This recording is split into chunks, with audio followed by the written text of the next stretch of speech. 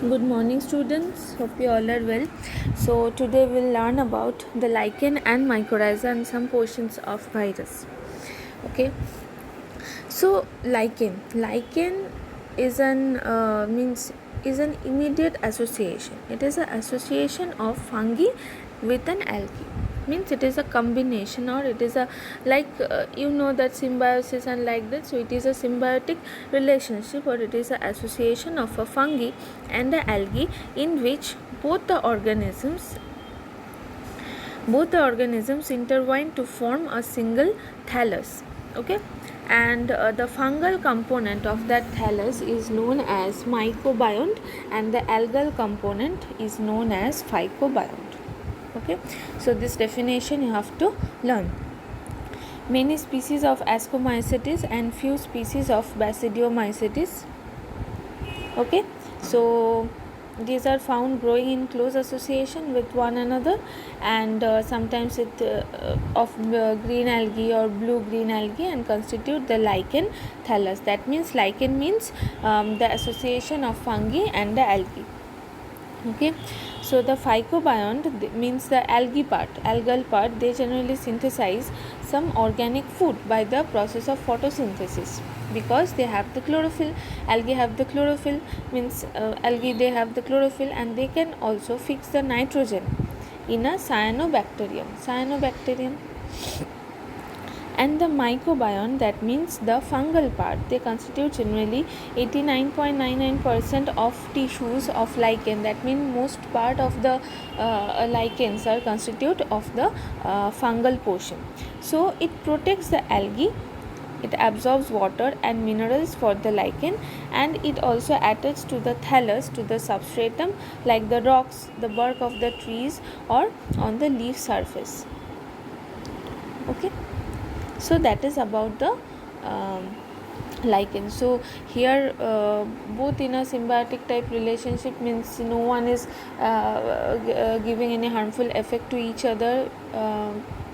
They are helping each other, means the algae, as they synthesize the food, and they can also fix the nitrogen, so it also helps in growing of the lichen. And at the same time, lichen absorb water and also minerals. Means the fungal part, the fungi actually, they absorb the water and the minerals, and they also give protection to the algal part, and they remain attached, or the thallus part is attached to the rocks or the bark of the trees. Okay, so this is next symbiotic type relationship, that is the mycorrhiza. Okay, so it is a symbiotic association of fungus with the roots of higher plants, is called mycorrhiza. So algae is not here, it is the association of fungi with the roots of higher plants. So this is called the mycorrhiza. Okay, so this term was coined by Frank, scientist. And mycorrhizal association is not specific. That means one fungus only will not associate with that particular plant.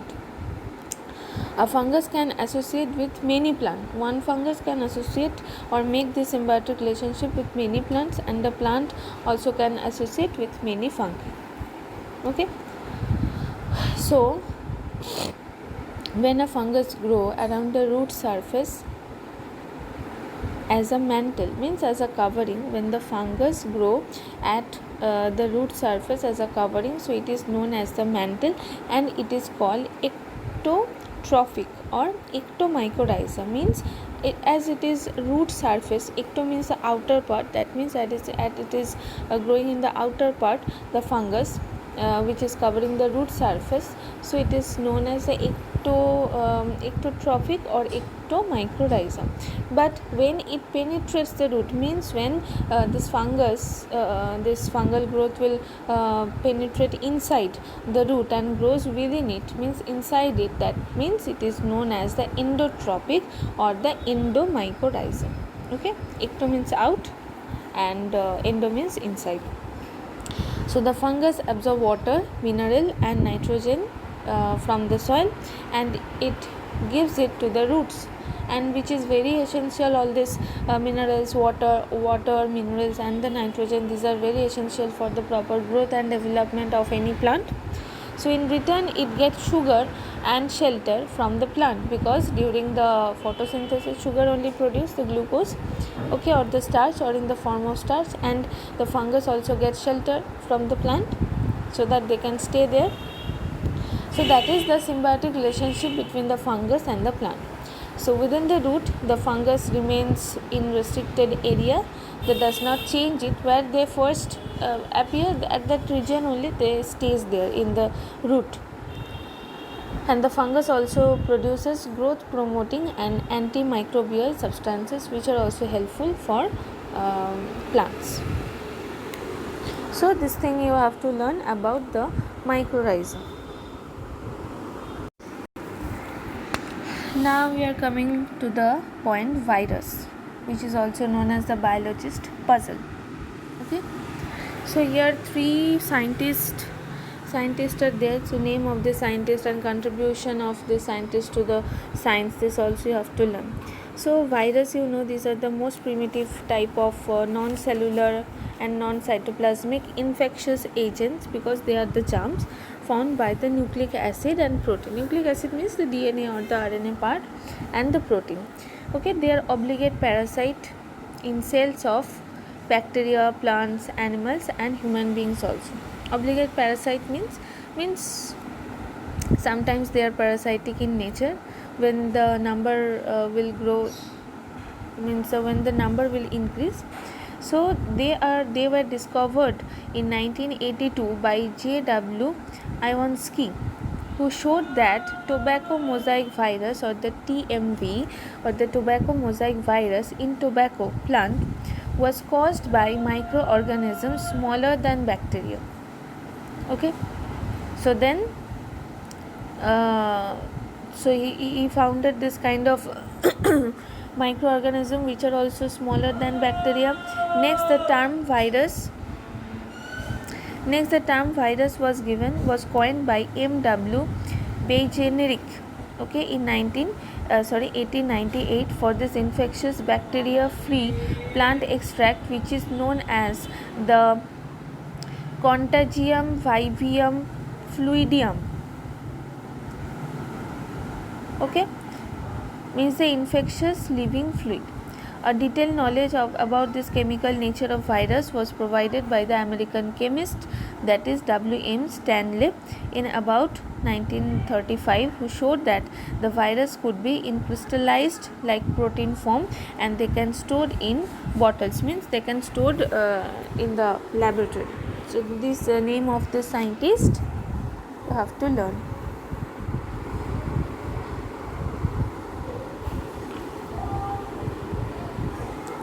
Next, what are the characteristics of this viruses?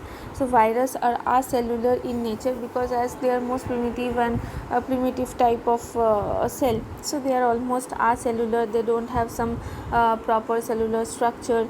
They are non-cytoplasmic infectious agent. Non-cytoplasmic means no proper cytoplasm is present inside the cell.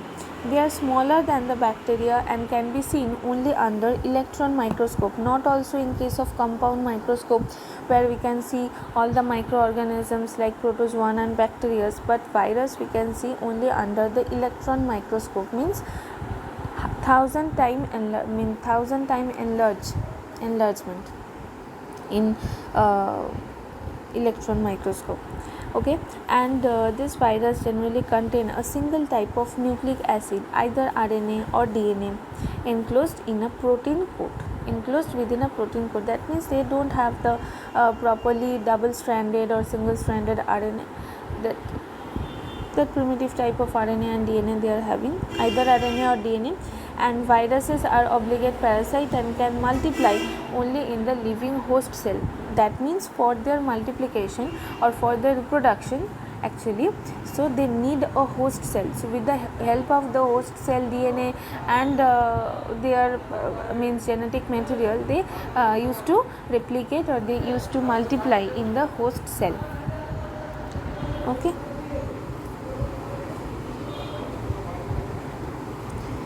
Now we have to study two structures of two viruses. Actually, one is tobacco mosaic virus and another is the bacteriophage. So the first one, that is for the tobacco mosaic virus. So you can see this diagram, TMV, or the tobacco mosaic virus. So it is a plant virus which we can get from the tobacco plant.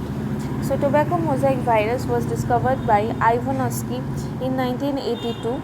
It is a rod-shaped structure, or it is a rod-shaped virus, which is almost 3000 Armstrong in length, means very minute, and 150 Armstrong in diameter. Okay, so it is made up of RNA and the protein. So DNA is not present here, it is made up of RNA and the protein. So it is a RNA virus. Okay, the capsid is made up of approximately 2100 identical subunit. Capsid means this in the down portion, this cluster of grapes like structure you can see. So these are the capsid or the capsomeres. Capsid means the outer part of the means it is a outer layer. Okay, so you can see a huge number of capsomeres are present there, identical some subunits are present there. So almost 2100 subunits are present there, which are known as capsomeres. So they are arranged around a central axis, okay, in the helical manner. You can see it is arranging in a helix like structure, helical manner. So approximately 16 capsomeres are present in one turn of helix. 16 capsomeres are present in one turn of helix, means in one turn 16 capsomeres are present. So RNA, you know, is a single strand and is helically coiled around the central axis. See the upper portion, one RNA helix is given, so it is a single stranded. DNA, you know, it is double stranded structure, but RNA is a single stranded structure. So it is present in the upper portion of the central axis. And TMV virus is a naked virus, that means protein coat capsid is not surrounded by any additional covering. No such additional covering are present there, only the capsomeres are present there, and in the upper part of the central axis the single stranded RNA is present there. So it is of the TMV or the tobacco mosaic virus. Next virus, that is the structure of the bacteriophage. So it is a bacterial virus, means this virus generally attack bacteria. Okay, so viruses which parasite bacteria, means which are parasite on bacteria, they are called the bacteriophage, and they were discovered by F.W. Torf in England and Felix D. Herel in France 1917. So see the diagram of this bacteriophage. So actually three portions are there. First is the head, then is the neck region, and then the down part, that is the tail region. Okay, so bacteriophages are most popular to another type of bacteria. They are composed of protein and the nucleic acid. All the bacteria and they are all are composed by the protein and the nucleic acid. So of all the bacteriophages, the T series is the most extensively studied.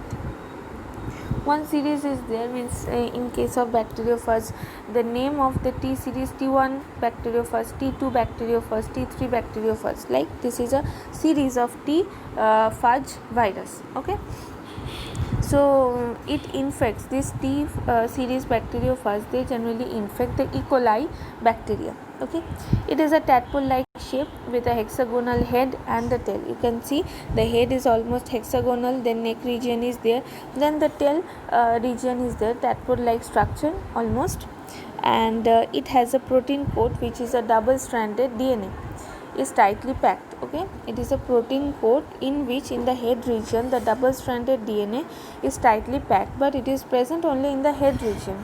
Okay, because when it is attacking the bacteria, then only the head region will go inside the bacteria.